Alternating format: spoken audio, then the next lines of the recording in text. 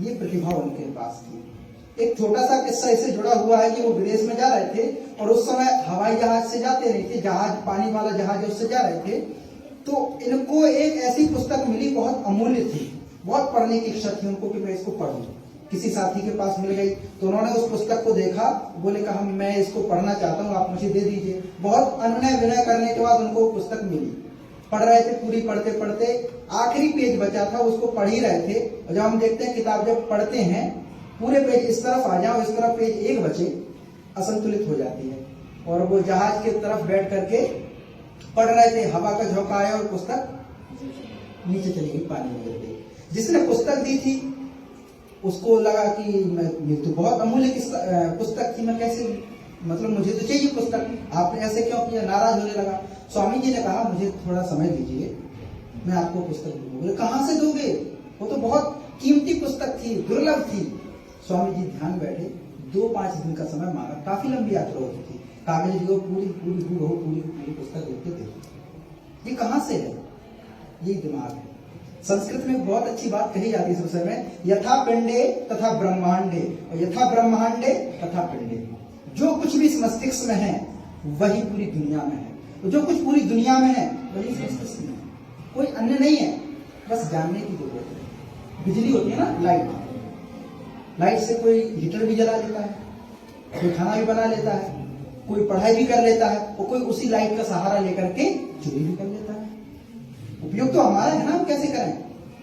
तो एक ज्ञान के प्रति हमेशा तत्पर रहे, और बड़ी बड़ी बातें नहीं, बहुत बड़ी बड़ी बातें करते हैं। ध्यान रखिएगा, बड़ा व्यक्ति वह नहीं होता जो बड़ी बड़ी बातें करता है, बड़ा व्यक्ति वह होता है छोटी छोटी बातें समझना सीखता है। स्वामी विवेकानंद शिकागो भाषण देने जा रहे थे, अपनी गुरु माता के पास पहुंचे, माँ शारदा के पास पहुंचे कि माँ मैं जा रहा हूं विश्व धर्म सम्मेलन में। तो माँ ने परीक्षा दी कि क्या तुम संत हो गए, स्वामी हो गए। बोले बेटा वो चाकू रखा, चाकू उठा के देना। तो स्वामी जी ने चाकू दिया, और आप देखते हैं एक तो पकड़ने का रहता है और एक रहती धार। स्वामी जी ने धार अपनी ओर करके जो मुट्ठा था पकड़ने का वो माँ की ओर किया। क्या मतलब, माँ ने आशीर्वाद दिया बेटा तुम विजयी हो जाओ। बोले क्यों माँ, ऐसा क्या आपने चाकू उठवा के देखा, चाकू का कुछ किया भी नहीं आपने। तो ये कहा कि देखिए संत जो होता है वो स्वयं को तो नुकसान पहुंचा सकता है लेकिन कभी दूसरे को नुकसान नहीं पहुंचा सकता। चाकू जो तुमने दिया तो धार अपनी ओर रखी, क्यों, अगर लेने में कट जाए तो मुझे ही कष्ट हो, सामने वाले को ना हो। ये संत होते हैं, और ये हम भी हो सकते हैं। कोई हम इसलिए ये बातें असंभव बात नहीं कर रहे।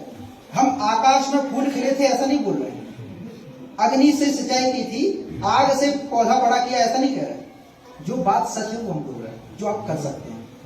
तो सबसे बड़ी बात यही है, बहुत बड़ी बड़ी पुस्तकें यहाँ पर भी रखी हुई हैं, आप पुस्तकें पढ़ सकते हैं, पर आवश्यक वही है कि आप जो अनुसरण में लाएं। गीता में कहते हैं कि ना ही ज्ञानेन सदृशम पवित्र में ही विद्यते, ज्ञान से बड़ा इस संसार में कुछ भी नहीं है, ज्ञान से बड़ा कुछ भी नहीं है। लेकिन फिर एक बात और कही गई है, आचार हीनो न पुनंति वेदा, सबसे बड़े वेद हैं, लेकिन अगर जो आचरण से हीन है उसको तो वेद भी पवित्र नहीं कर सकते।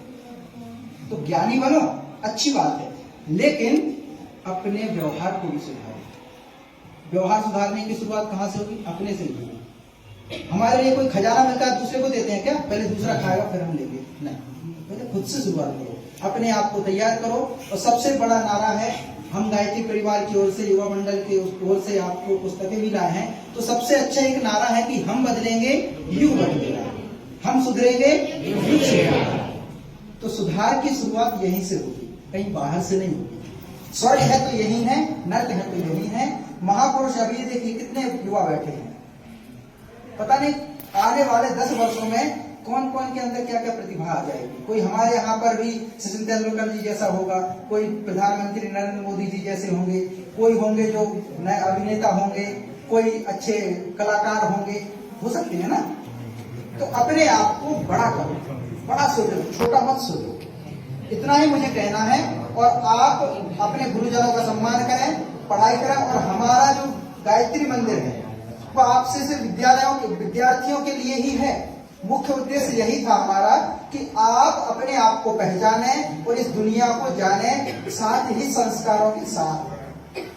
अब आपको कभी समय मिले आप गायत्री मंदिर पे आइए, इसलिए नहीं कि माथा टेकना है, माथा टेकने के लिए बहुत सारे मंदिर हैं, लेकिन अगर खुद को बदलना है, खुद को अगर बदलना है तो आपको वहां पर आना चाहिए।